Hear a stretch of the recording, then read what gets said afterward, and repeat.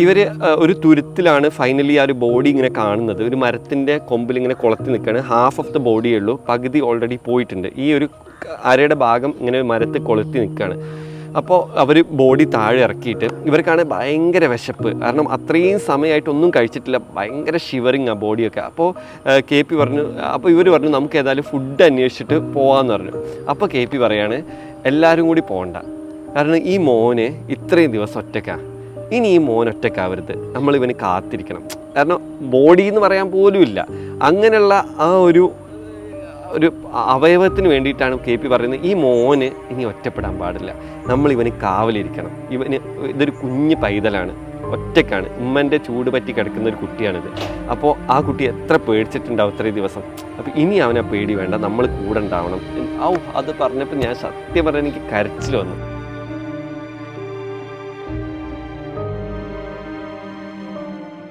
അപ്പോൾ ഞാൻ വിചാരിക്കും എന്തിനാണ് അന്ധമായിട്ട് ഇങ്ങനെ ഈ സെലിബ്രിറ്റീസ് എന്നൊക്കെ പറഞ്ഞിട്ടുള്ള സ്പോർട്സ് അല്ലെങ്കിൽ സിനിമ ഇൻഡസ്ട്രിയിലുള്ള ആൾക്കാർക്ക് വേണ്ടിയിട്ട് ആൾക്കാർ കിടന്ന് മരിക്കുക, പേര് പച്ച കുത്തുന്നുണ്ട്, മറ്റേതാക്കുന്നുണ്ട്, കൈമുറിക്കുന്നുണ്ട്, പക്ഷേ അവരൊന്നും വരില്ല. ഇങ്ങനൊരു ആ ഒരു ദുരന്തമുഖത്ത് എത്ര സെലിബ്രിറ്റീസ് വന്നു, നമ്മൾ സോ കോൾഡ് ഇൻഡസ്ട്രിയിലുള്ള അല്ലെങ്കിൽ ബോളിവുഡോ ഹോളിവുഡോ മോളിവുഡിൽ ആരൊക്കെ വന്നു, അവരൊക്കെ ജസ്റ്റ് ഡൊണേഷൻസ് കൊടുത്തിട്ടുണ്ടാവും, ഓഫ് കോഴ്സ് കൊടുത്തിട്ടുണ്ടാവും. പക്ഷെ അങ്ങനെയല്ല, ആ ഒരു മൊമെൻറ്റിൽ പച്ച മണ്ണിലിറങ്ങി മനുഷ്യന് അറപ്പ് കൂടാതെ വാരിയെടുക്കാനുള്ളത് ആ മനസ്സ് ആ നാട്ടിലുള്ള ആൾക്കാർക്കും അതുപോലെ തന്നെ ഇതുപോലത്തെ മനുഷ്യ സ്നേഹം വറ്റാത്ത കുറേ മനുഷ്യരുണ്ട്, അവർക്ക് മാത്രമേ അത് കഴിയൂ. കൊമ്മക്കയം ഈ പേര് കേട്ടിട്ട് ഒരു പേടി തോന്നുന്നുണ്ടോ? സാധാരണഗതിയിൽ നമ്മൾ പറയും കയം, ആഴം, ചുഴി, ഗർത്തം. ഇതൊരു അപകടവുമായിട്ട് ബന്ധപ്പെട്ട ഒരു പേരിനെ സൂചിപ്പിക്കുന്ന ഒന്നാണ്. ഞാൻ പറഞ്ഞു വരുന്നത് മണാശ്ശേരി MMO കോളേജിലെ ജേർണലിസം അധ്യാപകൻ നിസാർ ഇൽത്തുമിഷ് എഴുതിയ ഈ പുസ്തകത്തെക്കുറിച്ചാണ്. ഈ പുസ്തകം വായിച്ച് കിടന്ന ജൂലൈ 30 രാത്രിയിലാണ് ഞാൻ ഈ പുസ്തകം എനിക്ക് ഇദ്ദേഹം സമ്മാനിക്കുന്നു. അന്ന് രാത്രി ഞാൻ ഈ പുസ്തകം വായിച്ച് കിടന്നതിന് ശേഷമാണ് വയനാട്ടിലെ വലിയ ഒരു ദുരന്തം നടന്നത്. ഈ പുസ്തകം പറയുന്നതും ഇത്തരം ദുരന്തത്തിൽ അപകടത്തിൽപ്പെടുന്ന ആളുകളെ രക്ഷിക്കുന്ന ഒരു നല്ല മനുഷ്യക്കൂട്ടങ്ങളെക്കുറിച്ചാണ്. ഇൽത്തുമിഷ് മാഷ് ഇപ്പോൾ എൻ്റെ കൂടെയുണ്ട്. സ്വാഗതം. സത്യം പറഞ്ഞാൽ നമുക്കങ്ങനെ ഈ പുസ്തകം വായിക്കുമ്പോൾ അങ്ങനെ ചിരിച്ച് കളിച്ച് അങ്ങനെ ഒരു അവതരണത്തിലേക്ക് പോകാൻ പറ്റുന്നൊരു പുസ്തകമല്ല ഈ പുസ്തകം. കാരണം ഇത് നിറയെ കണ്ണീരാണ്, അതോടൊപ്പം തന്നെ സന്തോഷിക്കാൻ വക നൽകുന്ന ആളുകളുടെ കുറച്ച് കഥകൾ കൂടിയാണ്. ഞാൻ ആദ്യം ഈ കൊമ്മക്കയം എന്ന ഈ ഒരു പേരിൻ്റെ ഒരു പൊരുളെന്താണ്? അതായത് ഞങ്ങൾ ഇപ്പോൾ ഇത് ഓമശ്ശേരി എന്ന് പറഞ്ഞ സ്ഥലമാണ്. ഇവിടുന്ന് കുറച്ച് ഇത് മലയോര മേഖലയുടെ കവാടം എന്നാണ് ഓമശ്ശേരി അറിയപ്പെടുന്നത്. ഇവിടുന്ന് അങ്ങോട്ട് പോയാൽ തിരുവമ്പാടി, ആനക്കാംപോയിൽ, മുത്തപ്പമ്പുഴ, കൂടരഞ്ഞി, അങ്ങനെ പോകുന്ന അതൊക്കെ മലയോര മേഖലകളാണ്. അവിടെയൊക്കെ ഇഷ്ടംപോലെ വെള്ളച്ചാട്ടങ്ങളുണ്ട്, കയങ്ങളുണ്ട്. അപ്പോൾ അതിലാണ് നെടുങ്കയം, കുറുങ്കയം, പാതാളക്കയം, ചീടിക്കയം, കൊമ്മക്കയം. അപ്പോൾ കൊമ്മക്കയം ഒരു കയാണ്.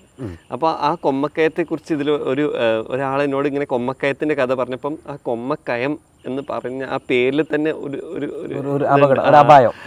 അത് എന്നെ ടച്ച് ചെയ്തുകൊണ്ട് ഞാൻ വിചാരിച്ചു ഓക്കെ ഇതിന് ടൈറ്റിൽ കൊമ്മക്കയം എന്ന് കൊടുക്കാൻ വിചാരിച്ചു. അങ്ങനെ ഓപ്റ്റ് ചെയ്തതാണ്. ഇതിൽ ശരിക്കും പറയുന്നത് രക്ഷാപ്രവർത്തകരുടെ അവരുടെ ഒരു സമർപ്പിതമായിട്ടുള്ളൊരു ജീവിതവും അതോടൊപ്പം ഒരു ദേശം ആ ഒരു കൂട്ടം ആളുകളുടെ അടയാളപ്പെടുത്തുന്നതും ഒക്കെയാണ് ഈ കഥയുടെ മൊത്തം, അല്ലെങ്കിൽ ഈ പുസ്തകത്തിൻ്റെ ഇതിനെ നമുക്ക് ജീവിക്കുന്ന ആളുകളുടെ ഒരു കഥ എന്ന് വേണമെങ്കിൽ നമുക്ക് പറയാം. ഇതിൻ്റെ ടോട്ടൽ ഒരു ഇതിവൃത്തം ഒന്ന് പറയാമോ? അതായത് ഞാൻ അധ്യാപകനാണ്, നിങ്ങൾ ജേർണലിസ്റ്റാണ്, ഡോക്ടേഴ്സ് ഉണ്ട്, എൻജിനീയേഴ്സ് ഉണ്ട്, അങ്ങനെ പല പ്രൊഫഷണൽ ആൾക്കാരുണ്ട്. അവർക്കൊക്കെ സൊസൈറ്റിയിൽ ഭയങ്കര റെസ്പെക്റ്റാണ്. എവിടെ ചെന്നാലും ഒരു ഡോക്ടർക്കാണെങ്കിൽ ഒരു സീറ്റ് എല്ലാവരും ഒഴിഞ്ഞു വെക്കും. പക്ഷേ ഞാൻ കണ്ടെടുത്തോളം ഈ പറഞ്ഞ ഹൈ പ്രൊഫൈലുള്ള ആളുകളൊക്കെ തന്നെയും ഒരു ദേശത്തൊരു കലാമിറ്റി ഉണ്ടാകുമ്പോൾ അല്ലെങ്കിൽ ഒരു അപകടം ഉണ്ടാകുന്ന സമയത്ത് ഇവരാരും അല്ല എടുത്ത് ചാടി ഓടി ഒരു പുഴയിൽ വീണ് ആളെ രക്ഷിക്കുന്നതോ അല്ലെങ്കിൽ റോഡിൽ അപകടം നടക്കുന്ന സമയത്ത് വാരിക്കൊണ്ടുവന്നോ ഇവരാരും ആയിരിക്കില്ല. അവിടുത്തെ ഓട്ടോ ഡ്രൈവേഴ്സോ അവിടുത്തെ കൂലി വർക്കേഴ്സോ പോട്ടർമാരോ ഇങ്ങനത്തെ ആൾക്കാരായിരിക്കും ഓടിച്ചെന്നിട്ട് അവരുടെ ഡ്രസ്സിൽ ചോര ആവുമോ എന്നുള്ള ഒരു കൺസേൺ ഇല്ലാതെ ഓടിച്ചെന്നിട്ട് വാരിക്കൊണ്ടുവന്ന് ഇവരായിരിക്കും. അപ്പോൾ ഇവരെ എവിടെയും അക്നോളജ് ചെയ്യപ്പെടാറില്ല. ആ ഒരു മൊമെൻറ്റിൽ ഓക്കെ സന്തോഷം താങ്ക് യു എന്ന് പറഞ്ഞ് നമ്മൾ അവരെ യാത്ര അയക്കുന്നു എന്നല്ലാതെ അതിനുശേഷം അവരെക്കുറിച്ച് ആരും ഓർക്കുക, അവർക്കൊരു റെസ്പെക്റ്റ് കൊടുക്കുക, അങ്ങനെയൊന്നും ചെയ്യാറില്ല. അപ്പോൾ ഞാൻ വിചാരിച്ചു ഇവരെ അടയാളപ്പെടുത്തണം. കാരണം ഇവരാണ് റിയൽ ഹീറോസ്. ഈ പറഞ്ഞ ഡോക്ടേഴ്സും എഞ്ചിനീയേഴ്സൊക്കെ പിന്നീടാണ് ഹീറോ ആവുന്നത്, പോലീസൊക്കെ പിന്നീടാണ് വരുന്നത്, ഫയർഫോഴ്സൊക്കെ.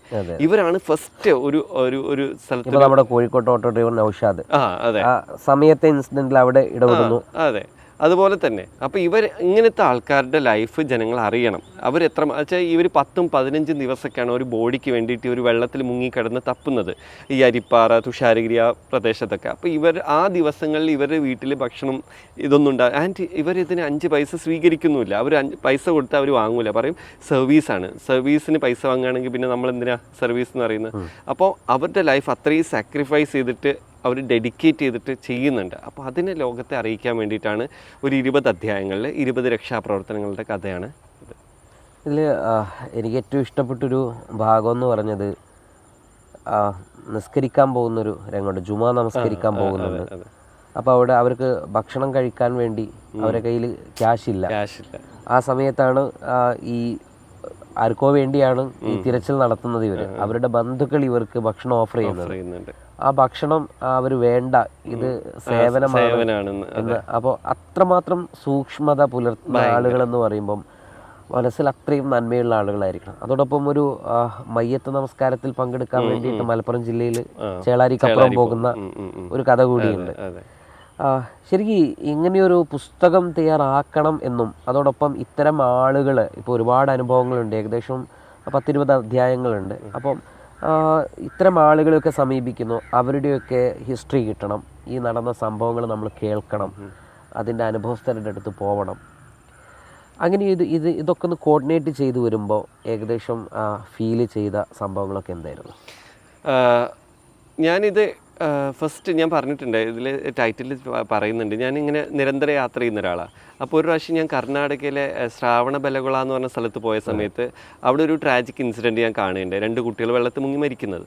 അപ്പോൾ അവിടെ ഈ ജാതിയുടെയും മതത്തിൻ്റെയൊക്കെ പേര് പറഞ്ഞ്, അതുപോലെ ഈ താഴ്ന്ന ജാതിക്കാർക്ക് ആ കുളത്തിൽ ഇറങ്ങാൻ പറ്റാത്തതുകൊണ്ട് കുട്ടികളെ രക്ഷിക്കാനും പറ്റില്ല, അങ്ങനത്തെ ഒരു. അപ്പോൾ ഞാൻ ഭയങ്കര ഷോക്കായി, കാരണം നമ്മുടെ നാട്ടിലാണെങ്കിൽ ഇത് സംഭവിക്കില്ലല്ലോ.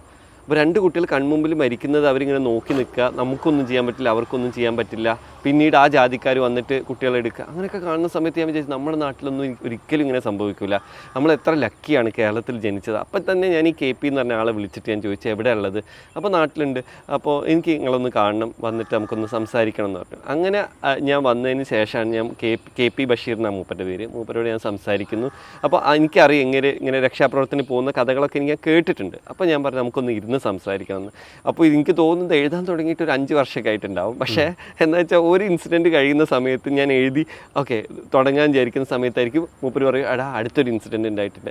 അത് എഴുതി കഴിയുമ്പോഴേക്കും അടുത്ത ഇൻസിഡൻറ്റ്. കാരണം അപകടങ്ങൾ ഇങ്ങനെ തുടർന്നു കൊണ്ടേയിരിക്കുകയാണ്. അപ്പോൾ ഈ പുസ്തകം ഞാൻ ഒരിക്കലും വിചാരിക്കുന്നത് ഒരിക്കലും ഇനിയൊരു അധ്യായം ഉണ്ടാവരുത് എന്നുള്ള പ്രാർത്ഥനയോടാണ് എഴുതുന്നത്. പക്ഷേ ഓരോ ഇൻസിഡൻറ്റ് കഴിയുമ്പോഴും ഓരോ കലാമിറ്റിയും 5 വർഷത്തിനിടയ്ക്ക് ഒരുപാട് മഴക്കാലം വരും. അതെ, ശരിക്കും നമ്മൾ ഈ കഥ പറയുമ്പം ഒരു കാര്യം കൂടി നമ്മൾ അതിൽ പറയേണ്ടതുണ്ട്. ഈ പതങ്കയം, കൊമ്മക്കയം, അങ്ങനെ തുടങ്ങിയിട്ടുള്ള ഒരുപാട് കായങ്ങളും അപകട ചുഴികളും പാറക്കെട്ടുകളും ഒക്കെയുള്ള സ്ഥലമാണെങ്കിൽ നമ്മുടെ ഈ തുഷാരഗിരി, മുത്തപ്പമ്പുഴ, മറിപ്പുഴ, അങ്ങനെ തുടങ്ങിയിട്ടുള്ള ആനക്കാമ്പോയിൽ ആ പ്രദേശങ്ങളിലൊക്കെ ശരിക്കും നമ്മുടെ അവിടെ മരിക്കുന്ന ആളുകളൊക്കെ എനിക്ക് തോന്നുന്നു കോഴിക്കോട് ജില്ലയേക്കാൾ മലപ്പുറം ജില്ലയിലും വയനാട് ജില്ലയിലും ഒക്കെയുള്ള കുട്ടികളാണ് കൂടുതൽ അവിടെ മരിക്കുന്നത്.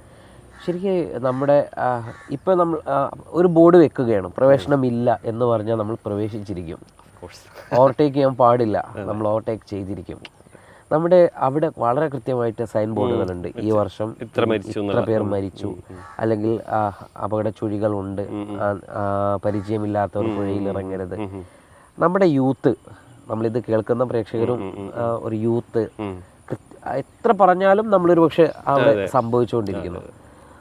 നമ്മളെങ്ങനെയാണ് ഈ ഒരു നമ്മളോട് പോവരുത്, ചാടരുത് എന്ന് പറയുന്ന സ്ഥലത്ത് ചാടി പോകുന്നൊരവസ്ഥ ഉണ്ടാകുന്നുണ്ട് ഒരു അധ്യാപകൻ എന്നുള്ളവർക്ക്?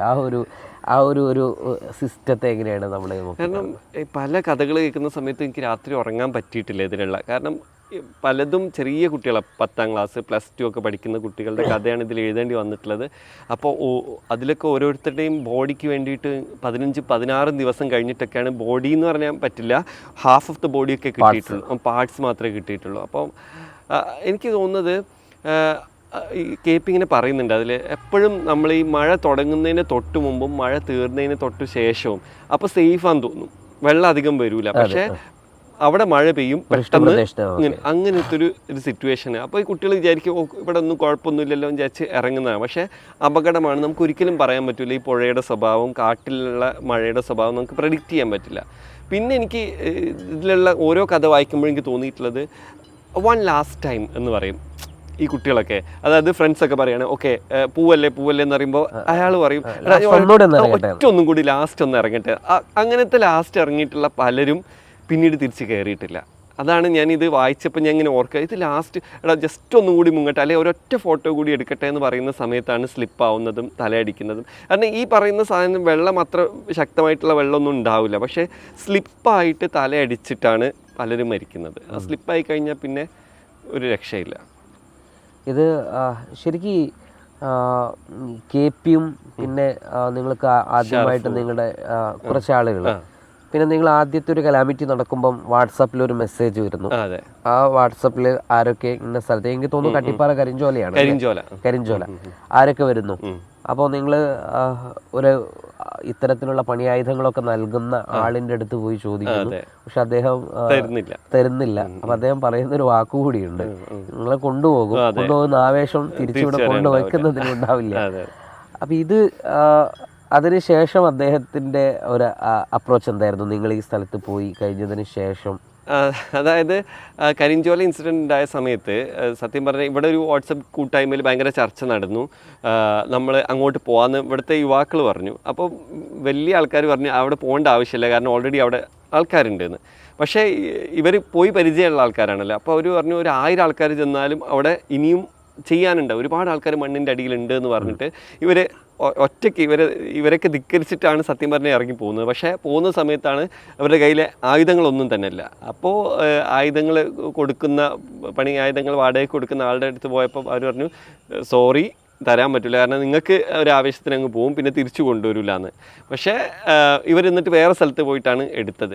എന്നിട്ട് പോയി അവർ ഈ ഒരു രക്ഷാപ്രവർത്തന ഭാഗമായിട്ട് ഇത്രയും കാര്യങ്ങളൊക്കെ ചെയ്തു എന്ന് അറിഞ്ഞ ശേഷമാണ് ഇങ്ങേര് അവരെ ചെന്ന് കണ്ടിട്ട് മാപ്പ് പറയുന്നുണ്ട്. ഞാൻ സത്യം പറഞ്ഞ ആ സമയത്ത് ഞാൻ അങ്ങനെ പറഞ്ഞു പോയതാണ്.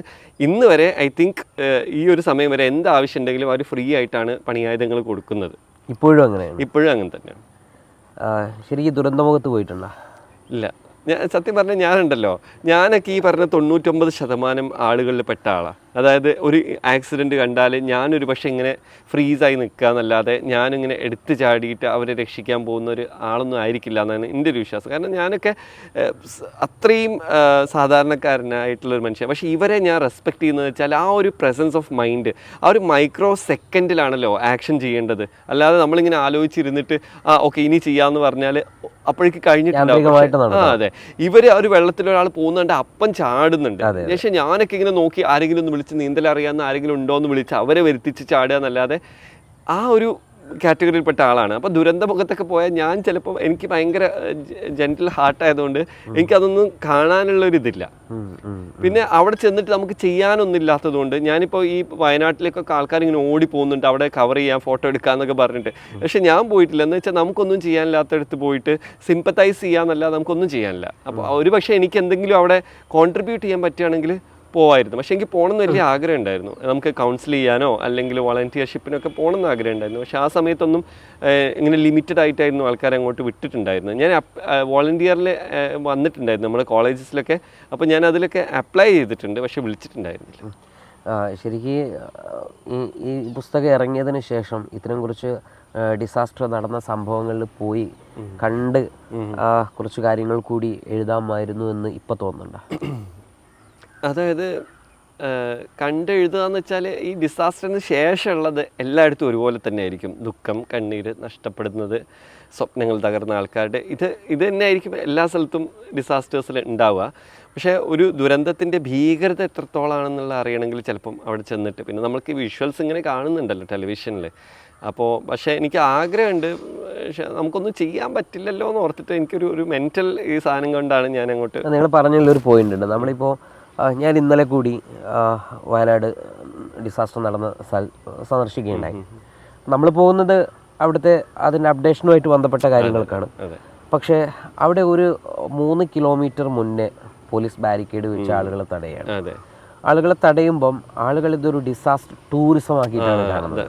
ഇത് വലിയൊരു അപകടം മാത്രമല്ല, നമ്മുടെ ഒരു സംസ്കാരത്തിന് യോജിക്കാത്ത ഒന്നാണ്. മറ്റുള്ളവരുടെ കണ്ണീര് നമുക്ക്, പക്ഷെ നമ്മൾ അവിടെ പോയി കാണണം. അത് കൃത്യമായിട്ട് ഒരു ഡിസാസ്റ്റർ നടന്ന സ്ഥലം പോയി കാണുക എന്ന് പറഞ്ഞത് വലിയൊരു കാര്യം തന്നെയാണ്. പക്ഷേ ഈ സമയം എന്ന് പറയുന്നത് വളരെ പ്രധാനപ്പെട്ട ഒന്നാണ്.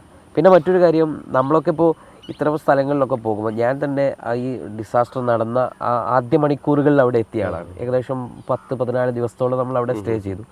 ഓരോ ദിവസവും രാത്രി പൊട്ടിക്കരയും, റൂമിൽ വരും പൊട്ടിക്കരയും. കാരണം എന്ന് വെച്ചാൽ നമുക്കിത് ആരോടെങ്കിലും ഒന്ന് പറയണം. കാരണം നമ്മൾ ഈ കാണുന്നത് ദിവസവും സങ്കടങ്ങൾ, ബോഡി എടുക്കുന്നത്, പിന്നെ പാർട്സുകൾ എടുക്കുന്നത്, ഇതെടുക്കുന്ന ആളുകളുടെ, ഈ രക്ഷാപ്രവർത്തകരുടെ സങ്കടം. ഇത് നമ്മൾ ഈ രക്ഷാപ്രവർത്തകരെ കുറിച്ച് പറയുമ്പം അവരുടെ ആ ഒരു സമയത്തെ മനോധൈര്യത്തെ നമ്മൾ വളരെ കൃത്യമായിട്ട് നമ്മൾ കാണണം. കാരണം മറ്റുള്ളവരൊക്കെ ചങ്ക് പിടയുന്ന സമയത്ത് അറപ്പില്ലാതെ, വെറുപ്പില്ലാതെ, മടി കൂടാതെ ഇവർ ഇത്തരം ബോഡികൾ എടുക്കുക എന്ന് പറയുമ്പം, ചില പാർട്സുകളൊക്കെ നമ്മൾ എടുക്കുമ്പം കാലില്ലാത്തൊരു കുട്ടിയുടെ ബോഡി എടുക്കുന്നത് ഞാൻ കണ്ടു. ഈ കുത്തനെയാണ് ഈ ബോഡി വരുന്നത്, ഉള്ളിലുള്ള പാർട്സ് ഇങ്ങനെ താഴേക്ക് പോകുന്നുണ്ട്. അപ്പോൾ കൈ കൊണ്ട് താങ്ങി നിർത്തുകയാണ്, കാല് വെച്ചു കൊടുക്കുകയാണ്. ഈ ഒരു രംഗമൊക്കെ നമുക്കൊരിക്കലും, നമ്മൾ ആളുകൾ ഭയങ്കര running crazy after film stars അല്ലേ. സിനിമയിലെ ഹീറോസിന് വേണ്ടിയിട്ട് ഫാൻസ് അസോസിയേഷൻ ഉണ്ടാക്കുന്നു, അവരൊന്ന് കാണാൻ വേണ്ടിയിട്ട് ആൾക്കാർ ക്യൂ ആണ്. പക്ഷേ റിയൽ ലൈഫിൽ അവരൊന്നുമല്ല ഹീറോസ്, ഇവരാണ്. അതായത് ഒരു ഇങ്ങനത്തെ ക്രിട്ടിക്കൽ സിറ്റുവേഷനിൽ ഉണ്ടാകുമ്പോഴേ നമുക്ക് മനസ്സിലാവുള്ളൂ ആരാണ് റിയൽ ഹീറോസ് എന്നുള്ളത്. അപ്പോൾ ഞാൻ വിചാരിക്കും, എന്തിനാണ് അന്ധമായിട്ട് ഇങ്ങനെ ഈ സെലിബ്രിറ്റീസ് എന്നൊക്കെ പറഞ്ഞിട്ടുള്ള സ്പോർട്സ് അല്ലെങ്കിൽ സിനിമ ഇൻഡസ്ട്രിയിലുള്ള ആൾക്കാർക്ക് വേണ്ടിയിട്ട് ആൾക്കാർ കിടന്ന് മരിക്കുക, പേര് പച്ച കുത്തുന്നുണ്ട്, മറ്റേതാക്കുന്നുണ്ട്, കൈമുറിക്കുന്നുണ്ട്, പക്ഷേ അവരൊന്നും വരില്ല. ഇങ്ങനൊരു ഒരു ദുരന്തമുഖത്ത് എത്ര സെലിബ്രിറ്റീസ് വന്നു, നമ്മൾ സോ കോൾഡ് ഇൻഡസ്ട്രിയിലുള്ള അല്ലെങ്കിൽ ബോളിവുഡോ ഹോളിവുഡോ മോളിവുഡിൽ ആരൊക്കെ വന്നു, അവരൊക്കെ ജസ്റ്റ് ഡൊണേഷൻസ് കൊടുത്തിട്ടുണ്ടാവും, ഓഫ് കോഴ്സ് കൊടുത്തിട്ടുണ്ടാവും. പക്ഷെ അങ്ങനെയല്ല, ആ ഒരു മൊമെൻറ്റിൽ നമുക്ക് പച്ച മണ്ണിലിറങ്ങി മനുഷ്യന് അറപ്പ് കൂടാതെ വാരിയെടുക്കാനുള്ളത് ആ മനസ്സ് ആ നാട്ടിലുള്ള ആൾക്കാർക്കും, അതുപോലെ തന്നെ ഇതുപോലത്തെ മനുഷ്യ സ്നേഹം വറ്റാത്ത കുറേ മനുഷ്യരുണ്ട്, അവർക്ക് മാത്രമേ അത് കഴിയുള്ളൂ. അപ്പോൾ ഞാനെപ്പോഴും നമ്മളെ സ്റ്റുഡൻസിനോടൊക്കെ ഞാൻ അഡ്വൈസ് ചെയ്യാറുണ്ട്, നമ്മളെപ്പോഴും മണ്ണ് ചവിട്ടി നിൽക്കുന്ന ആളെ, കർഷകരെ, അതുപോലെ തന്നെ ഈ സാധാരണ മനുഷ്യരാണ് ഏറ്റവും കൂടുതൽ റെസ്പെക്റ്റ് ചെയ്യേണ്ടത്.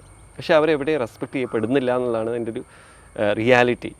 ഞാൻ ഫസ്റ്റ് എനിക്ക് ഇങ്ങനൊരു സർവീസിനോടൊരു ഇത് തോന്നുന്നത്, നമ്മൾ വിക്കായ എന്ന് പറഞ്ഞിട്ടുള്ളൊരു അതെ, അവരുടെ വളണ്ടിയർ ആയിട്ട് ഞാൻ ബീച്ച് ഹോസ്പിറ്റലിൽ പോയിട്ടുണ്ടായിരുന്നു.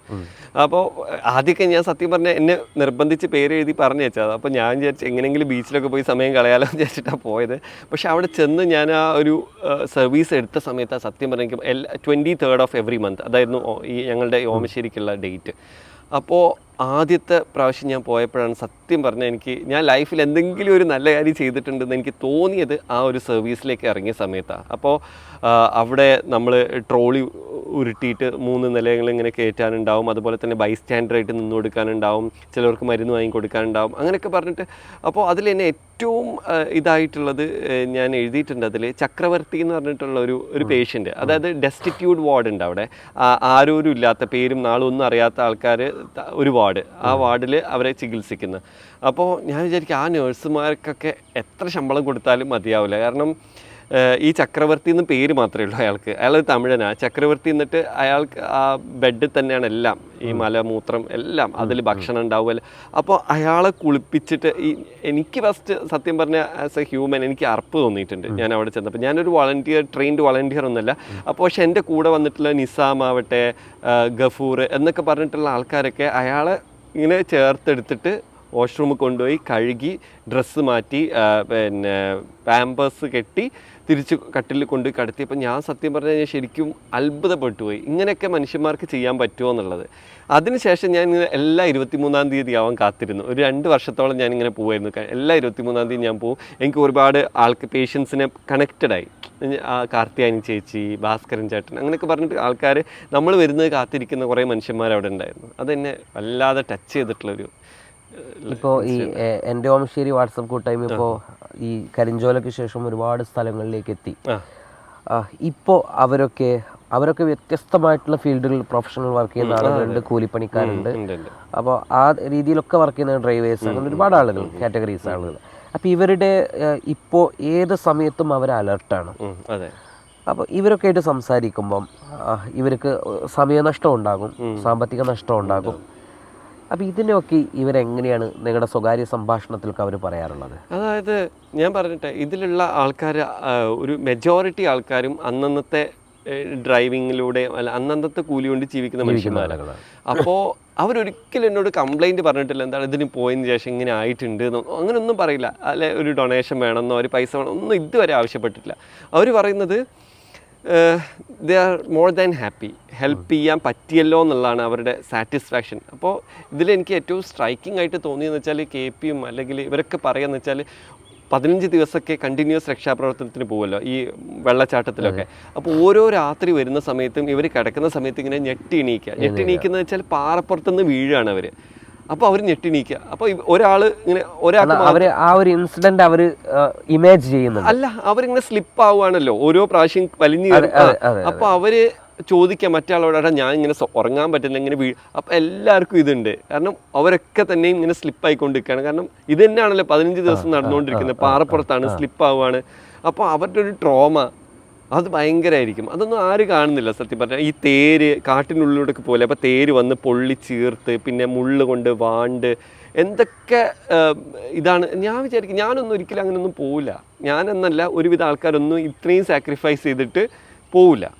ഇപ്പോൾ ഇവർ ഒരു പൈസ പോലും ഒരാൾ കൊടുത്താൽ വാങ്ങാതെയാണ് ഇത്രയും കാര്യങ്ങൾ ചെയ്യുന്നത്. അവരെ സല്യൂട്ട് ചെയ്യണം.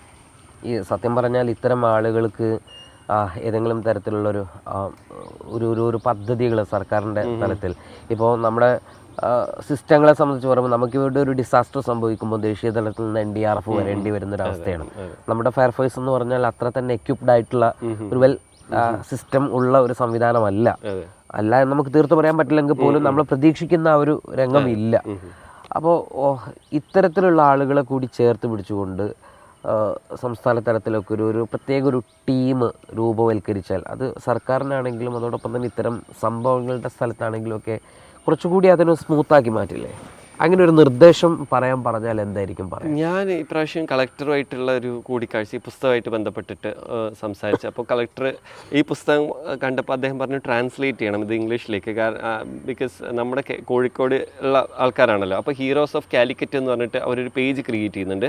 അപ്പോൾ അതിലേക്ക് അവർക്ക് ഈ പുസ്തകത്തിൽ ഇത് ചെയ്യണം എന്ന് പറഞ്ഞിട്ട് അപ്പോൾ ഞാൻ പറഞ്ഞിട്ടുണ്ടായിരുന്നു അവരോട്, കാരണം ഇവരെ ഇങ്ങനെ ഒരുപാട് ആളുകളുണ്ട്, അവർക്കൊക്കെ ലൈഫിനൊരു സെക്യൂരിറ്റി പോലും ഇല്ല. കാരണം പിന്നെ ഇപ്പോൾ പിന്നെ കേരളത്തിൽ എവിടെ സംഭവിച്ചാലും ഇവർ ഓടും. ഇപ്പോൾ സ്നേഹസ്പർശം, തൂവൽ സ്പർശം എന്നൊക്കെ പറഞ്ഞിട്ട് ബോട്ട്, ആലപ്പുഴ ഫ്ലഡ് ഉണ്ടായ സമയത്ത് എല്ലാ സ്ഥലത്തും ഇവർ പോകുന്നുണ്ട്. അപ്പോൾ ഇവർക്ക് ഒരു എന്താ പറയുക, ലൈഫിനൊരു സെക്യൂരിറ്റി വേണം. ഇപ്പോഴാണ് ഇവർക്ക് കുറച്ചെങ്കിലും എക്യുപ്മെൻറ്റ്സ് ഒക്കെ കിട്ടി തുടങ്ങിയത്. അതുവരെ ബെയറായിട്ടായിരുന്നു ഇവർ കിണറ്റിലേക്ക് പോകുന്നതും വെള്ളച്ചാട്ടത്തിൽ ചാടുന്നതൊക്കെ വിത്തൗട്ട് എനി സേഫ്റ്റി എക്യുപ്മെൻറ്റ്സ് ആയിരുന്നു പോയിട്ടുണ്ടായിരുന്നത്. പക്ഷേ ഇപ്പോൾ കുറച്ചും കൂടി നമ്മുടെയൊക്കെ ഒരു നാട്ടിൻപുറത്തെ ഒരു ചിന്താഗതി എന്ന് പറയുമ്പം, ഇപ്പം ഞാൻ അത്തരത്തിലുള്ള രക്ഷാപ്രവർത്തകനാണെങ്കിൽ എനിക്ക് സഡൻ ആക്ഷൻ എടുക്കുവാനുള്ള ധൈര്യം ഒരു പക്ഷേ പെട്ടെന്ന് വന്നേക്കാം. പക്ഷേ എന്നെ പിന്നിൽ നിന്ന് വലിക്കുന്നത് എൻ്റെ കുടുംബമായിരിക്കും. അവിടെ ചെന്നാൽ ഒന്ന് പല തരത്തിലുള്ള ആരോഗ്യ പ്രശ്നങ്ങൾ ഉണ്ടാകുവാനുള്ള കാരണങ്ങൾ ഒരു ഭാഗത്ത് ഉണ്ടായേക്കാം, പല തരത്തിലുള്ള അപകട സാധ്യതകൾ മുൻപിലുണ്ടായേക്കാം. അപ്പോൾ എൻ്റെ വൈഫ് പറയാണ്, അല്ലെങ്കിൽ എൻ്റെ മാതാപിതാക്കൾ പറയാണ്, സൂക്ഷിക്കണം, അല്ലെങ്കിൽ നീ പോവണ്ട. അപ്പോൾ ഇത് ഒരു വലിയൊരു പ്രശ്നം ആവും. പിന്നെ ഈ തുടർച്ചയായിട്ടുള്ള 10-15 ദിവസമൊക്കെ നമ്മളൊരു സ്ഥലത്ത് ക്യാമ്പ് ചെയ്യുന്ന സമയത്തുണ്ടാകുന്ന പ്രശ്നങ്ങൾ വേറെ ഉണ്ടാകും. ഇത് അഡ്രസ്സ് ചെയ്യപ്പെടേണ്ട ഒന്നാണ്. അപ്പോൾ നമ്മൾ വ്യക്തി എന്നുള്ള നിലയ്ക്ക് രക്ഷാപ്രവർത്തകനേക്കാൾ അവരുടെ കുടുംബത്തിന് നമ്മൾ എങ്ങനെയാണ് അതിൻ്റെ ഒരു ധൈര്യം കൊടുക്കുന്നത്? ഞാനും സത്യം പറഞ്ഞാൽ ഇങ്ങനെ ആലോചിക്കാറുണ്ട്. എൻ്റെ വൈഫ് ഒന്നാണ് ഒരിക്കലും എന്നെ സമ്മതിക്കില്ല, ഒരു ഉച്ച വരെ പോലും പോകാൻ സമ്മതിക്കില്ല, എന്നെ എന്നല്ല ഒരുവിധ ആൾക്കാരെന്ന്. അപ്പോൾ ഇവരെങ്ങനെയായിരിക്കും കൺവിൻസ് ചെയ്തിട്ടുണ്ടായിരുന്നു എന്നുള്ളത്. അപ്പോൾ ഇവരെക്കാളും റെസ്പെക്റ്റ് ചെയ്യേണ്ടത് അവരുടെ ഒരു ഫാമിലിനെയാണെന്നാണ് ഞാൻ വിചാരിക്കുന്നത്. അവരുടെ ഒരു ഇതുണ്ടല്ലോ മനസ്സ്, എൻ്റെ മോൻ പോയിക്കോട്ടെ, എൻ്റെ മോനിലൂടെ ഇത്രയും ആൾക്കാർ രക്ഷപ്പെടുകയാണെങ്കിൽ they are more than happy എന്നുള്ളൊരു മൈൻഡ് സെറ്റ് ഉണ്ടല്ലോ. അത് ഇവർക്ക് എങ്ങനെയായിരിക്കും? ഇപ്പോൾ ഇവരൊന്നും ഈ പറഞ്ഞ പോലെ വലിയ പ്രായമുള്ള ആൾക്കാരൊന്നും അല്ല, 20-നും ഒരു 40-നും ഇടയ്ക്കുള്ള മനുഷ്യന്മാരാണ് ഈ പോകുന്ന യുവാക്കളാണ് ഇതിനൊക്കെ പോകുന്നത്. അപ്പോൾ അവരുടെ വൈഫ് എന്നൊക്കെ പറയുന്നത് അവരെക്കാൾ ഒരു 2-3 വയസ്സ് എന്തായാലും കുറവുള്ള ആൾക്കാരായിരിക്കും. അത്രയും യങ് ആയിട്ടുള്ള ആൾക്കാർ തൻ്റെ ഹസ്ബൻഡിനെ അല്ലെ ബ്രദറിനെ, സിസ്റ്ററിനെ, മകനെയൊക്കെ ഇങ്ങനെ ഈ ദുരന്തമുഖത്തേക്ക് പറഞ്ഞയക്കുന്ന അവർ വേണം നമ്മൾ ശരിക്കും പറഞ്ഞാൽ അഭിനന്ദിക്കാൻ. അങ്ങനെ എല്ലാവരും സ്വാർത്ഥമായിട്ട് ചിന്തിക്കുകയായിരുന്നെങ്കിൽ ആരും രക്ഷിക്കില്ലായിരുന്നു ഇന്നത്തെ കാലത്ത്. അപ്പോൾ കുറച്ച് ആൾക്കാരെങ്കിലും സെൽഫ്ലെസ് ആയിട്ട് തിങ്ക് ചെയ്യുന്നതുകൊണ്ടാണ് ഈ ഭൂമി ഇത്രയും മനോഹരമായിട്ടെങ്കിലും ഇപ്പോഴും നിൽക്കുന്നതെന്നാണ് എൻ്റെ ഒരു അഭിപ്രായം. ഈ 10-20ഓളം അധ്യായങ്ങളിൽ എല്ലാ കഥകളും നമുക്ക് വേദന ഉണ്ടാക്കുന്നതാണ്. പക്ഷെ കുറെ കൂടി നമ്മുടെ ഹൃദയത്തിൽ സ്ട്രൈക്ക് ചെയ്യുന്ന ചില അധ്യായങ്ങളൊക്കെ ഉണ്ടാകും, ചില പോർഷൻസ് ഉണ്ടാവും. അങ്ങനെ ഏതെങ്കിലും കഥ ഓഫ് കോഴ്സ് കേട്ടത് ഉൾപ്പെടുത്താതെ പോയിട്ടുണ്ടോ, അല്ലെങ്കിൽ ഉൾപ്പെടുത്തിയതിൽ തന്നെ എൻ്റെ ഉറക്കം ഏറ്റവും നഷ്ടപ്പെടുത്തിയത് ഈ ഞങ്ങളുടെ ഇവിടുന്ന് ഒരു 2-3 കിലോമീറ്റർ അപ്പുറത്തുള്ളൊരു കുട്ടിയാണ്. പേര് പറഞ്ഞാൽ ചിലപ്പോൾ ഇത് കാണുന്ന ആൾക്കാർക്ക് വീണ്ടും ഒരു ഓർമ്മ വരണ്ടെന്ന് വിചാരിച്ചിട്ടാണ്. അപ്പം അവനെ വേണ്ടിയിട്ടാണ് ഏറ്റവും കൂടുതൽ ഇവർ സെർച്ച് ചെയ്തിട്ടുള്ളത്. 17 ദിവസം അരിപ്പാറ അല്ലെ പതങ്ക ആ ഭാഗത്തു നിന്നാണ് പോയത്. അവിടെ നിന്ന് ഇങ്ങനെ അന്വേഷിച്ച് 17ാമത്തെ ദിവസമാണ് ഇവർക്ക് ഈ ബോഡി കിട്ടുന്നത്. അപ്പോൾ അതിൽ KP പറഞ്ഞൊരു വാക്കുണ്ട്, അതാണ് എനിക്ക് സത്യം പറയാൻ കരഞ്ഞു അത് കേട്ടപ്പോൾ. അതായത് ശരിക്കും നമ്മുടെ കൂടെ വേണമായിരുന്നു. അപ്പോൾ ഇവർ ഒരു തുരുത്തിലാണ് ഫൈനലി ആ ഒരു ബോഡി ഇങ്ങനെ കാണുന്നത്. ഒരു മരത്തിൻ്റെ കൊമ്പിൽ ഇങ്ങനെ കുളത്തി നിൽക്കുകയാണ്. ഹാഫ് ഓഫ് ദ ബോഡിയേ ഉള്ളൂ, പകുതി ഓൾറെഡി പോയിട്ടുണ്ട്. ഈ ഒരു അരയുടെ ഭാഗം ഇങ്ങനെ മരത്തിൽ കൊളുത്തി നിൽക്കുകയാണ്. അപ്പോൾ അവർ ബോഡി താഴെ ഇറക്കിയിട്ട് ഇവർക്കാണ് ഭയങ്കര വിശപ്പ്, കാരണം അത്രയും സമയമായിട്ടൊന്നും കഴിച്ചിട്ടില്ല, ഭയങ്കര ഷിവറിങ് ആ ബോഡിയൊക്കെ. അപ്പോൾ KP പറഞ്ഞു, അപ്പോൾ ഇവർ പറഞ്ഞു നമുക്ക് ഏതായാലും ഫുഡ് അന്വേഷിച്ചിട്ട് പോകാമെന്ന് പറഞ്ഞു. അപ്പോൾ KP പറയാണ് എല്ലാവരും കൂടി പോകണ്ട, കാരണം ഈ മോന് ഇത്രയും ദിവസം ഒറ്റയ്ക്കാണ്, ഇനി ഈ മോൻ ഒറ്റയ്ക്കാവരുത്, നമ്മളിവന് കാത്തിരിക്കണം. കാരണം ബോഡി എന്ന് പറയാൻ പോലും ഇല്ല. അങ്ങനെയുള്ള ആ ഒരു അവയവത്തിന് വേണ്ടിയിട്ടാണ് KP പറയുന്നത് ഈ മോന് ഇനി ഒറ്റപ്പെടാൻ പാടില്ല, നമ്മളിവന് കാവലിരിക്കണം. ഇതൊരു കുഞ്ഞ് പൈതലാണ്, ഒറ്റയ്ക്കാണ്, ഉമ്മൻ്റെ ചൂട് പറ്റി കിടക്കുന്ന ഒരു കുട്ടിയാണിത്. അപ്പോൾ ആ കുട്ടി എത്ര പേടിച്ചിട്ടുണ്ടാവും ഇത്രയും ദിവസം. അപ്പോൾ ഇനി അവനെ പേടി വേണ്ട, നമ്മൾ കൂടെ ഉണ്ടാവണം. അത് പറഞ്ഞപ്പോൾ ഞാൻ സത്യം പറഞ്ഞാൽ എനിക്ക് കരച്ചിൽ വന്നു. എന്നിട്ട് ഇവർ പോയി ഫുഡ് ഒരു പേരക്കെങ്ങനെ കിട്ടിയത്, അവർ അത്രയും ആർത്തിയോടെ ആ പേരക്ക് തിന്നൊക്കെ ഞാൻ ഇതിൽ എഴുതിയിട്ടുണ്ട്. ഈ ഒരു എപ്പിസോഡ് എനിക്ക് ഭയങ്കര ടച്ചിങ് ആണ്. പിന്നെ എന്ന് പറഞ്ഞത് പിന്നെ എനിക്ക് എല്ലാ എപ്പിസോഡിലും എനിക്ക് ഏറ്റവും വേദന ഉണ്ടാക്കുന്നതെന്ന് വെച്ചാൽ ഈ 2-3 ആൾക്കാർ ചേർന്നിട്ടായിരിക്കും പോകുന്നത് ഒരു സ്ഥലത്തേക്ക്. അതിൽ ഒരാൾ പോവല്ലോ, അയാളെ കുറിച്ചാണ് എല്ലാവരും വറീഡ് ആവുന്നത്. പക്ഷേ ഈ രക്ഷപ്പെട്ട പോകുമല്ലോ ഉദ്ദേശിക്കുന്നത്, അതായത് വെള്ളച്ചാട്ടത്ത് കുളിക്കാൻ പോവുകയാണ്, പെട്ട് മരിച്ചു പോയ ഒരാൾ, അവരെ കുറിച്ചാണ് കരയുന്നത് എല്ലാവരും. പക്ഷേ ഈ ജീവിച്ചിരിക്കുന്ന 2 സുഹൃത്തുക്കളുണ്ടല്ലോ, അവരുടെ ട്രോമ ഭയങ്കരമായിരിക്കും. ഞാൻ ഇങ്ങനെ വിചാരിക്കും, കാരണം നമ്മുടെ കയ്യിൽ നിന്ന് എൻ്റെ കയ്യിൽ നിന്നാണല്ലോ അവൻ വഴുതി പോയത് എന്നുള്ള ലാസ്റ്റ് മൊമെൻ്റ് ഉണ്ടല്ലോ, അത് എനിക്ക് തോന്നുന്നു ലൈഫ് ലോങ് അവരെ ഹോണ്ട് ചെയ്യും. ഞാൻ അങ്ങനെ പറഞ്ഞിട്ട് ഞാൻ വിളിച്ചിട്ട് ചിലപ്പോൾ അവർ കമ്പൽ ചെയ്തിട്ടായിരിക്കും ഈ കുട്ടി പോയിട്ടുണ്ട്, വാടാ നമുക്കൊന്ന് പോവാന്ന് പറഞ്ഞിട്ട്. ഇപ്പോൾ നമ്മുടെ ഈ വയനാട് ദുരന്തത്തിൽ തന്നെ ഒരു കുട്ടി, ആ കുട്ടി ഒരു സ്കൂളിൽ ഒന്ന് എഴുതാൻ വേണ്ടി പറഞ്ഞപ്പം എല്ലാവരും ഇവിടെ ഒന്ന് പോയിക്കൊള്ളുക, ഈ നാട് നിങ്ങളെ കവർന്നെടുക്കും. ആ കുട്ടി പറയുന്നത് 24 ചാനലിൽ ശ്രീകണ്ഠൻ നായരുടെ അടുത്ത് ആ കുട്ടി കരയുന്ന ഒരു രംഗം കഴിഞ്ഞ ദിവസമാണ് അത് വന്നിട്ടുള്ളത്, 24ന്റെ ഒരു അവാർഡ് ഫംഗ്ഷനിൽ വെച്ച്. അപ്പോൾ അതുപോലെ ആ കുട്ടിയെ ഒരു പക്ഷെ ഒന്നും അറിഞ്ഞു എഴുതിയതല്ല, ആ നാടിന്റെ പ്രകൃതി വെച്ചിട്ടായിരിക്കും. പക്ഷെ ആ കുട്ടിക്ക് ആ ഉണ്ടാക്കുന്നൊരു വേദനയുണ്ട്. അതുപോലെ ഇത് നമ്മൾ അഡ്രസ്സ് ചെയ്യേണ്ട ഒന്നാണ്. അതെ, കാരണം ഞാൻ പറഞ്ഞിട്ടാണല്ലോ ഇവൻ എൻ്റെ കൂടെ വന്നത്, അല്ലെങ്കിൽ ചിലപ്പോൾ അവൻ തള്ളിയിട്ടുണ്ടാവും, നീ ഒന്നും കൂടി കുളിച്ച് വന്നൊക്കെ അങ്ങനെയൊക്കെ പറഞ്ഞിട്ട് ആ ഒരു ലാസ്റ്റ് മൊമെൻറ്റിൽ തൻ്റെ കയ്യിൽ നിന്ന് നഷ്ടപ്പെട്ടു പോയ സുഹൃത്തിനെ ഓർത്തിട്ട് ചിലപ്പോൾ ആ മനുഷ്യന് ജീവിതകാലം മുഴുക്കെ വിഷമത്തിലൂടെ ആയിരിക്കും കടന്നു പോയിട്ടുണ്ടാവുക.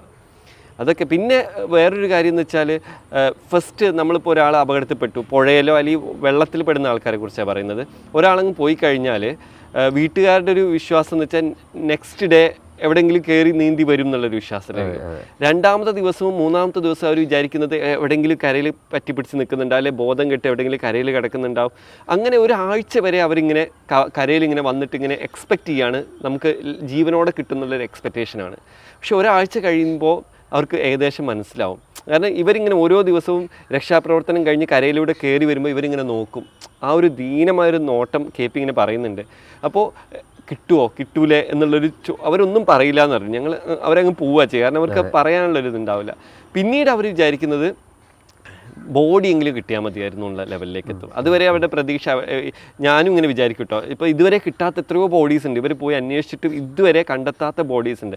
അതൊക്കെ ഞാനിങ്ങനെ വിചാരിക്കുന്നത് ചിലപ്പോൾ പതങ്കയത്ത് നിന്ന് ഇരുവഴിഞ്ഞിയിലെത്തി, അറബിക്കടലിലെത്തി, ഏതോ ഒരു രാജ്യത്തേക്ക് ഓർമ്മകളൊക്കെ നഷ്ടപ്പെട്ട് വേറൊരാളായിട്ട് ജീവിക്കുന്നുണ്ടാവും എന്നൊക്കെ ഞാനിങ്ങനെ ഇമാജിൻ ചെയ്യും. ചിലപ്പോൾ ആ വീട്ടുകാരും അങ്ങനെയൊക്കെ തന്നെ ആയിരിക്കും ഇമാജിൻ ചെയ്യുന്നത്. പക്ഷെ അത് നിങ്ങളത് പറയുമ്പോൾ തന്നെ കിട്ടാത്ത ആ ഒരു അവസ്ഥ അത് അതെ, ഇപ്പോൾ അർജുൻ്റെ പോലെ അത് ഭയങ്കര മാനസിക വിഷമം. പക്ഷെ രണ്ട് ഇത് ഒരുപക്ഷെ അവർ ചിലപ്പം സ്വയം സമാധാനിക്കാൻ നമുക്ക് അദ്ദേഹം മരിച്ചു എന്ന് ഉറ്റവർക്ക് ബോധ്യപ്പെടുക എന്നുള്ളതാണല്ലോ നമ്മുടെ ഈ ഭൗതിക ശരീരം കാണുന്നത് കൊണ്ട് നമ്മൾ അർത്ഥമാക്കുന്നത്. ഒരാൾക്ക് ബോധ്യപ്പെടുക, അത് ഉൾക്കൊണ്ട് കഴിഞ്ഞു.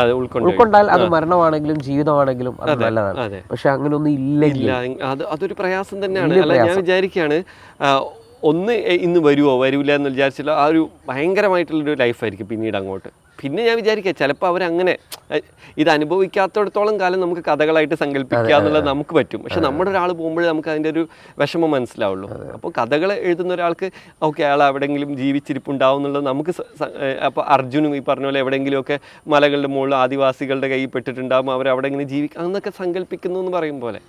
ഈ പുസ്തകത്തിൽ ഒരു സന്ദേശം എന്താണ്?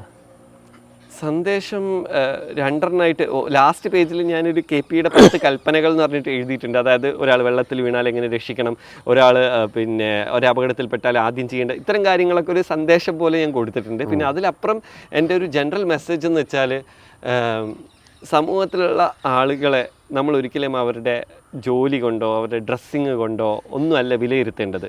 നമ്മൾ ഹീറോ എന്ന് പറയുന്ന ആൾക്കാരൊന്നുമല്ല റിയൽ ഹീറോസ്. നമ്മൾ ഇപ്പോൾ കേരളത്തിനെ സംബന്ധിച്ചിടത്തോളമൊക്കെ നോക്കുകയാണെങ്കിൽ ഹീറോ എന്ന് പറയുന്നത് എപ്പോഴും സിനിമയിലുള്ള ആൾക്കാരെ. ഇപ്പോൾ സിനിമയെക്കുറിച്ച് എടുത്ത് നോക്കുകയാണെങ്കിൽ നമുക്കറിയാം ഇപ്പോൾ ആ ബിംബങ്ങളൊക്കെ ഇങ്ങനെ സീറോ ആയി വീണുകൊണ്ടിരിക്കുകയാണ്. ഇനിയെങ്കിലും അന്ധമായിട്ടുള്ള ബ്ലൈൻഡ് ആയിട്ടുള്ള ഈ ഹീറോ വേർഷിപ്പ് അവസാനിപ്പിച്ചിട്ട് ഈ മണ്ണിൽ ജീവിക്കുന്ന അല്ലെങ്കിൽ ഈ താരങ്ങളല്ല, മണ്ണിലുള്ള മനുഷ്യന്മാരെ റെസ്പെക്റ്റ് ചെയ്യാൻ പഠിക്കുക, അവരുടെ പ്രൊഫഷൻ വെച്ചിട്ടല്ല. മനുഷ്യന് ആവശ്യമായ സമയത്ത് മനുഷ്യൻ എങ്ങനെ ഉപകരിക്കുന്നു, അതെ, അവരാണ് യഥാർത്ഥ ഹീറോസ്. കെട്ടിപ്പടുത്ത ഈ ഒരു ഇമാജിനേഷനിലൂടെയൊക്കെ വന്ന താരാരാധനയല്ല എന്നാണ് നമ്മൾ അല്ല. അതാണ് ഈ ഫ്ലഡും അതുപോലെ ഈ ലാൻഡ് സ്ലൈഡും ഒക്കെ നമ്മളെ പഠിപ്പിക്കുന്നത് ഇതാണ്. നമ്മൾ ഈ ആകാശത്ത് ഉദിച്ച് നിൽക്കുന്ന നക്ഷത്രങ്ങളല്ല നമുക്ക് കൂട്ടുണ്ടാവുക. ഇവിടെയുള്ള സാധാരണക്കാരനെ നമ്മുടെയൊക്കെ നാട്ടിലുള്ള നമ്മൾ ഒരിക്കൽ പോലും അയാളെ കണ്ടിട്ടും കാണാതെ പോയിട്ടുള്ള ഒരുപാട് മനുഷ്യരായിരിക്കും നമ്മളെ സഹായിക്കാൻ ഓടിയെത്തുക.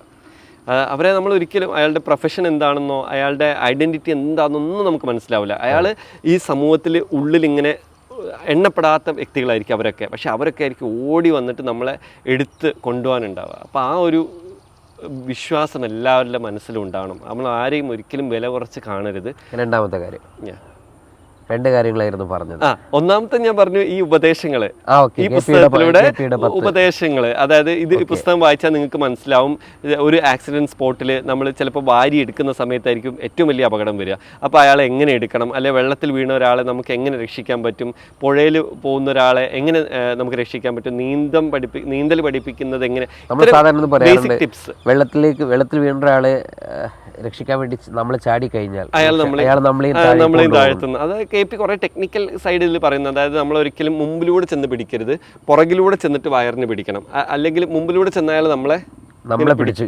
അങ്ങനത്തെ കുറേ ടെക്നിക്കൽ സൈഡ് ഇതിൽ പറയുന്നുണ്ട്. പാലത്തിൻ്റെ മുകളിൽ നിന്ന് കയറിട്ട് കൊടുക്കുന്ന സമയത്ത് അത് ഞാൻ ഇതിൽ എഴുതിയിട്ടുണ്ട്. എനിക്ക് ശരിക്കും അത് പറഞ്ഞാൽ ചിലപ്പോൾ അബദ്ധമായി പോകും. അതുകൊണ്ടാണ് ഇതിൽ കൃത്യമായിട്ട് പറയുന്നുണ്ട് എങ്ങനെയാണ് ഒരു രക്ഷ. അത് ഞാൻ വിചാരിക്കുന്ന എല്ലാ സ്കൂളുകളിലും കോളേജസിലും ബേസിക്കായിട്ട് നമ്മൾ കൊടുക്കേണ്ടത് ഒരു CPR കൊടുക്കാൻ എങ്ങനെ കൊടുക്കണം എന്നുള്ളത്, ട്രോമ കെയർ പഠിപ്പിച്ചു കൊടുക്കണം. ഒരു ഫയർ എക്സ്റ്റിങ്വിഷറൊക്കെ എല്ലാ കോളേജസിലും സ്കൂളിലും ഉണ്ടാവും. പക്ഷേ അതെങ്ങനെ ഓപ്പറേറ്റ് ചെയ്യണമെന്ന് ആർക്കും അറിയില്ല. അപ്പോൾ ഇത്തരം ബേസിക് അമ്യൂണിറ്റീസ്, ഈ ബേസിക് സാധനങ്ങളൊക്കെ കുട്ടികളെ നമ്മൾ ചെറുപ്പത്തിൽ തന്നെ പഠിപ്പിച്ചു കൊടുക്കണം. ഇതിനൊക്കെ ഒരു ഇമ്പോർട്ടൻസ് നമ്മൾ പഠിപ്പിച്ചു കൊടുക്കണം. ഈ എൻ്റെ ഓമശ്ശേരിയിലെ ഈ രക്ഷാപ്രവർത്തകരെ കുറിച്ച് ഒറ്റ വാക്കിൽ പറയാൻ ചോദിച്ചാൽ എന്താ പറയുക? ഇവർ കർമ്മ എന്ന് പറഞ്ഞിട്ടുള്ളൊരു ഓർഗനൈസേഷനാണ് ഇപ്പോൾ, കർമ്മ ഓമശ്ശേരി എന്നാണ്. ഇപ്പോൾ കർമ്മ ഓമശ്ശേരി ഇപ്പം കരിഞ്ചോലയിലാണെങ്കിലും നമ്മുടെ ഇപ്പോൾ വയനാട്ടിൽ അർജുൻ്റെ ഈ പുസ്തകത്തിൻ്റെ റിലീസിങ്ങിൻ്റെ സമയത്ത് ഫ്രണ്ട് റോ, കളക്ടർ വരുന്ന പ്രോഗ്രാമിൽ ഫ്രണ്ട് റോ മൊത്തം ഒഴിച്ചിട്ടതായിരുന്നു ഈ റിയൽ ഹീറോസിനെ ആദരിക്കാൻ വേണ്ടിയിട്ട്. പക്ഷേ അന്നാണ് ഇവർക്ക് പെർമിഷൻ കിട്ടുന്നത്. കർണാടകയിലേക്ക് അവർ കുറേ കാത്തിരിക്കുകയായിരുന്നു. അപ്പോൾ എന്നോട് പറഞ്ഞു, സാറേ ഞങ്ങൾ വരുമോ ഇല്ല എന്നുള്ള കൺഫ്യൂഷനിലാണ്. കാരണം ഓർഡർ സാങ്ഷൻ ആവുകയാണെങ്കിൽ ഞങ്ങൾ കർണാടകയിലേക്ക് പോവും, അല്ലെങ്കിൽ പ്രകാശനത്തിന് വരാം, എന്താ ചെയ്യേണ്ടതെന്ന് വെച്ചാൽ. അപ്പോൾ ഞാൻ എൻ്റെ പുസ്തകത്തിന് വരികയാണെങ്കിൽ സന്തോഷം. പക്ഷേ അതിനേക്കാൾ ഇമ്പോർട്ടൻ്റ് ആണല്ലോ ഒരാളെ കണ്ടെത്താനുള്ള ഒരു. അപ്പോൾ ഞാൻ അവർ വിചാരിക്കും ഇവരൊക്കെ എന്ത് മനുഷ്യന്മാരാണെന്ന് ഞാൻ ആലോചിച്ച് പോവുക. അപ്പോൾ ഞാൻ പറഞ്ഞു 100% നിങ്ങൾ അതിന് പോവുക, കിട്ടുകയാണെങ്കിൽ. അപ്പോൾ പക്ഷേ അതുപോലെ തന്നെ അവർ പോയി ഫ്രണ്ട് റോ ബ്ലാങ്ക് ആയിട്ടായിരുന്നു കാരണം. അപ്പോൾ ഞാൻ കളക്ടറോട് പറഞ്ഞു ഈ ഫ്രണ്ട് റോയിൽ ഇരിക്കേണ്ട മനുഷ്യന്മാരെന്ന് പറഞ്ഞാൽ ഇവർ ഈ പുസ്തകത്തിലെ ഹീറോസാണ്, പക്ഷേ അവരിവിടെ വന്നിട്ടില്ല, അവർ കർണാടകയിലാണുള്ളത്. അപ്പോൾ മനസ്സിലാക്കുക, അപ്പോൾ വേറെ ഒന്നും എക്സ്പ്ലനേഷൻ വേണ്ട അവരെക്കുറിച്ച്. അപ്പോൾ ഇതാണ് അവരുടെ മനസ്സ്. അവരെ ആദരിക്കേണ്ട, അവർക്ക് മൊമെൻറ്റോ കൊടുത്ത് ആദരിക്കേണ്ട ഒരു സ്ഥലമായിരുന്നത്. പക്ഷെ അവർക്ക് അതിനേക്കാളും വലുത് ഒരു മനുഷ്യൻ, തങ്ങളുടെ ഒരു സഹോദരൻ, അവരുടെ മതമില്ല, ജാതിയില്ല, വംശമില്ല, ഒന്നുമില്ല, എന്നിട്ട് അവർ ഇറങ്ങിപ്പോയിരിക്കുകയാണ് അയാൾക്ക് വേണ്ടിയിട്ട്. അപ്പം അത്രയും ഉള്ള ആളുകളെ കുറിച്ചാണ് ഞാൻ പറയുന്നത്. ഈ പുതിയ തലമുറയെ അവരോട് എന്താണ് പറയാനുള്ളത്? പുതിയ തലമുറ എന്ന് പറഞ്ഞാൽ നമ്മളൊക്കെ, ഞാൻ ഉൾപ്പെടെയുള്ള തലമുറ എന്ന് പറഞ്ഞാൽ വി ആർ ഓൾ സെൽഫിഷ്. നമ്മൾ നമ്മുടെ കാര്യം മാത്രം നോക്കി, നമ്മുടെ മാത്രം സ്വകാര്യതയിലേക്ക് ഒതുങ്ങി നമ്മളുടെ ഒരു ലോകത്തിലാണ് നമ്മളെല്ലാവരും ജീവിക്കുന്നത്. പക്ഷേ അങ്ങനെ ജീവിക്കുമ്പോൾ ഇനിയുള്ള കാലത്തൊക്കെ ഭയങ്കര ബുദ്ധിമുട്ടായിരിക്കും. നമ്മൾ സമൂഹത്തിലേക്ക് ഇറങ്ങിയിട്ട് മനുഷ്യരുടെ ഇടയിലേക്ക് ഇറങ്ങി ചെന്നിട്ട് അവരോട് സംസാരിക്കുക. നമ്മളുടെ ഇലക്ട്രോണിക് സാച്ചുറേഷൻ ഏകദേശം ആവാനായിട്ടുണ്ട്. നമ്മളിപ്പം പിന്നെ 5Gയോ 6Gയോ 7Gയോ ഇതിൻ്റെയൊക്കെ ഒരു സാച്ചുറേഷൻ, ഇലക്ട്രോണിക് ആ ഒരു പ്ലഷർ കിട്ടുന്ന സാച്ചുറേഷൻ ലെവലൊക്കെ ഒരു പക്ഷേ കുറച്ച് കാലം കൂടി കഴിഞ്ഞാൽ തീർന്നു. ഇനി നമുക്ക് ചിലപ്പോൾ നമ്മളൊക്കെ റിവേഴ്സിലേക്ക് പോകാൻ മതി. കാരണം എത്ര കാലം വിചാരിച്ചിട്ട് നമുക്ക് എല്ലാത്തിനും ഒരു സാച്ചുറേഷൻ പോയിന്റ് ഉണ്ടല്ലോ. അപ്പോൾ ഈ മൊബൈൽ ഫോണും ലാപ്ടോപ്സൊക്കെ തരുന്ന ആ ഒരു പ്ലഷറിൻ്റെ ഒരു സാച്ചുറേഷൻ ലെവൽ കഴിഞ്ഞാൽ വെസ്റ്റേൺ കൺട്രീസിലൊക്കെ ബാക്ക് ടു നേച്ചർ ആയി കഴിഞ്ഞു. നമ്മൾ അവരെക്കാൾ ഒരു 10-25 വർഷം പിന്നിലാണല്ലോ ഇന്ത്യ. അപ്പോൾ നമ്മൾ 25 വർഷം കൂടി ഇങ്ങനെ പോയിട്ട് കമ്മിങ് ബാക്ക് ടു നേച്ചർ, നമ്മൾ വീണ്ടും മഡ് ഹൗസസിലേക്ക്. ഇപ്പോൾ നമ്മളൊക്കെ തുടങ്ങിയിട്ടുണ്ട് ചട്ടിച്ചോറ് കഴിക്കണമെന്നും പഴഞ്ചോറ് തിന്നാനൊക്കെ നമ്മൾ തുടങ്ങിയിട്ടുണ്ട്. അപ്പോൾ ചിലപ്പോൾ നമ്മൾ കംപ്ലീറ്റ്ലി ബാക്ക് ടു നേച്ചർ വരാൻ മതി. അപ്പോൾ ആരെയും കുറ്റപ്പെടുത്താനൊന്നുമില്ല, കാലഘട്ടത്തിനനുസരിച്ചുള്ള ചേഞ്ചസ് മാത്രം. അത് ഈ യഥാർത്ഥ അനുഭവങ്ങളുടെ കഥകളാണ് നമ്മളിപ്പോൾ കേട്ടത്. ഈ കഥ വായിക്കുമ്പോൾ അല്ലെങ്കിൽ ഈ പുസ്തകം വായിക്കുമ്പോൾ നമ്മൾക്ക് ബോധ്യമാകുന്ന 1-2 കാര്യം നമ്മൾ ഇടയിൽ പറഞ്ഞു പോയ ഒന്ന് തന്നെയാണ്. കാരണം നമ്മൾ സങ്കല്പിച്ച കഥാപാത്രങ്ങളല്ല യഥാർത്ഥ ഹീറോകൾ. നമ്മൾ അറിയാതെ നമ്മളിലേക്ക് എത്തുന്ന കരങ്ങളുടെ പേരുകളാണ് യഥാർത്ഥ ഹീറോകൾ. അവരായിരിക്കണം നമ്മുടെ മനസ്സിലുള്ള ഹീറോകൾ. കാരണം നമ്മളൊരു സാങ്കല്പിക കഥാപാത്രത്തിൻ്റെ പുറകെ പോകേണ്ട ആളുകളല്ല. നമ്മൾ കൃത്യമായി വിലയിരുത്തി നമ്മൾക്കൊരു അപകടം വരുമ്പോൾ, മനുഷ്യർക്ക്, മണ്ണിന്, ജീവജാലങ്ങൾക്കൊരു അപകടം വരുമ്പോൾ അല്ലെങ്കിൽ ഒരാവശ്യം വരുമ്പോൾ അവരെ ചേർത്ത് പിടിക്കുന്ന മനുഷ്യരായിരിക്കണം നമ്മുടെ മുൻപിലുള്ള ഹീറോകൾ. അത് പറയുകയാണ് കൊമ്പക്കയം. ഏതായാലും വളരെ നല്ല ഒരു പുസ്തകം. ഒരുപാട് നന്ദി. Thank you. waytonikah.com, the exclusive Muslim matrimonial site.